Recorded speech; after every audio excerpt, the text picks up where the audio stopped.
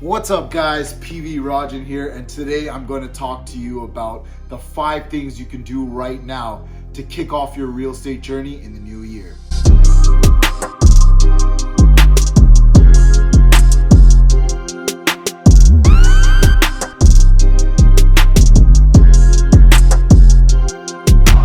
So I'm sure you've heard real estate, that's the way to go. That's where you should invest. Everyone who invests in real estate makes money. I want to get into real estate now, but where do I start and what do I do? The first thing I would say is pick your market, right? Do some research and decide where you want to invest, and in that market, where the places you are that you should be investing.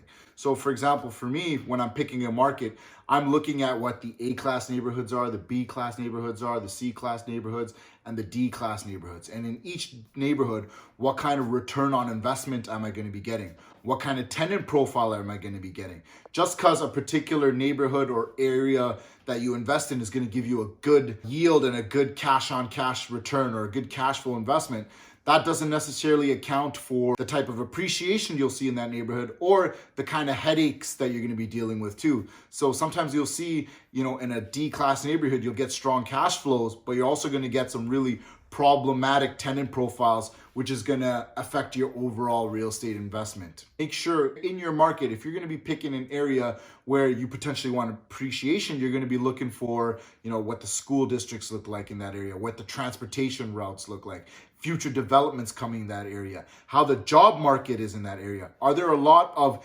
employees coming into that particular market for work and as a result are going to need rental places?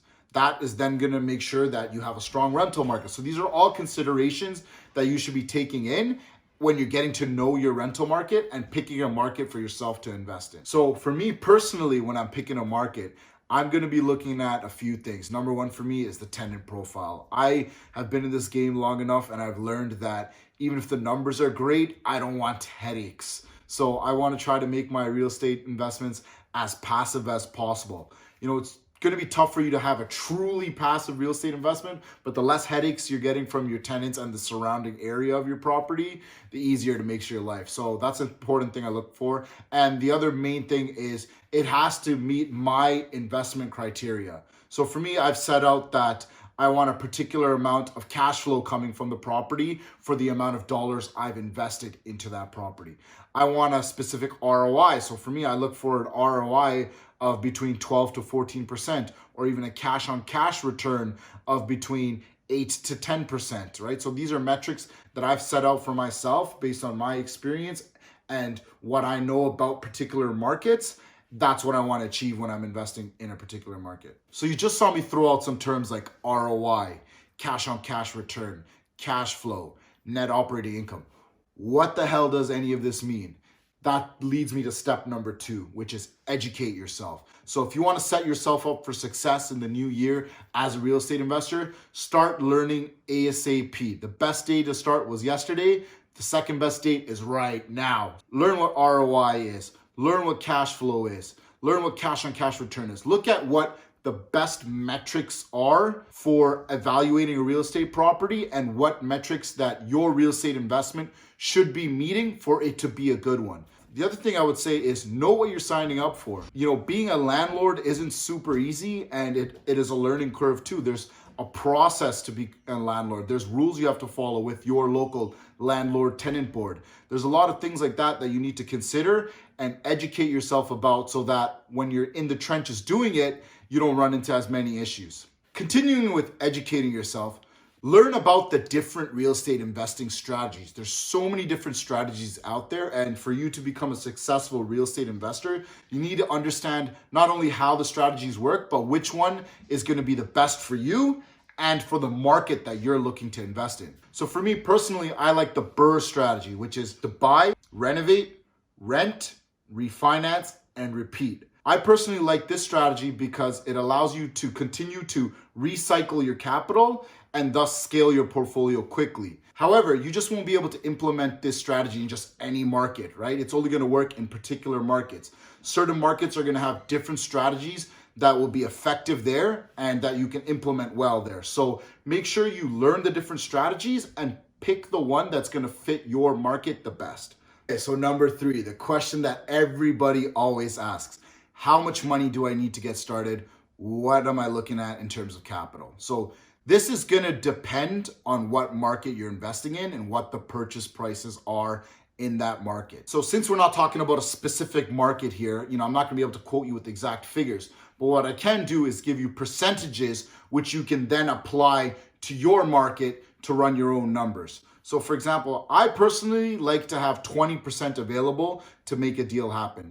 I'm a Canadian investor, and you can qualify for mortgages with less than 20% down, but you're going to be hit with something called mortgage insurance, which ends up being pretty significant for me on the size of the deals that I'm doing. So if you're doing a $700,000 deal, your mortgage insurance premium for putting down less than 20% can be as high as 17, 18 grand, which is a one-time shot that going to hit the cost base of your property pretty significantly. So I personally prefer to put 20% down. However, if you've ran the numbers on your deal and you need to put less than 20% down because that's how much capital you have, but you're able to get the deal, it's going to cash flow and still give you a good ROI or meet your investing metrics, then it still makes sense to do the deal. Don't let that fee hold you back from making money if the investment overall still meets your criteria. The other thing when it comes to capital that you would need to consider is closing costs. And if you're buying a property that needs work, or if you're, for example, going to be implementing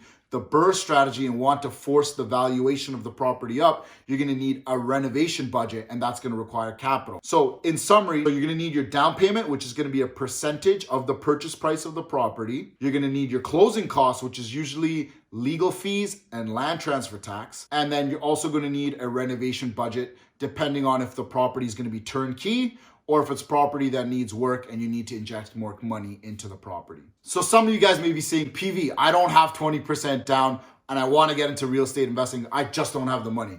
What the hell do I do?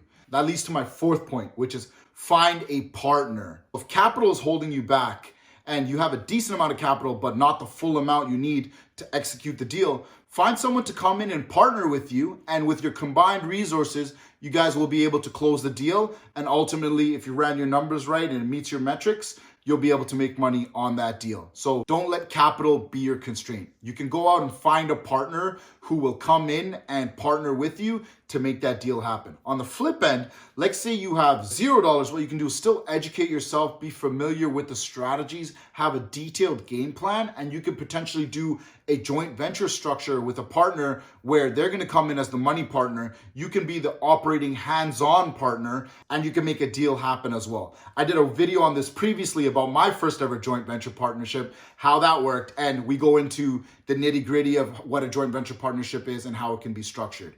So now that leads me to my 5th and final point. So you've picked your market, you have your capital lined up, you've educated yourself, you know what your real estate strategy is going to be. What's next?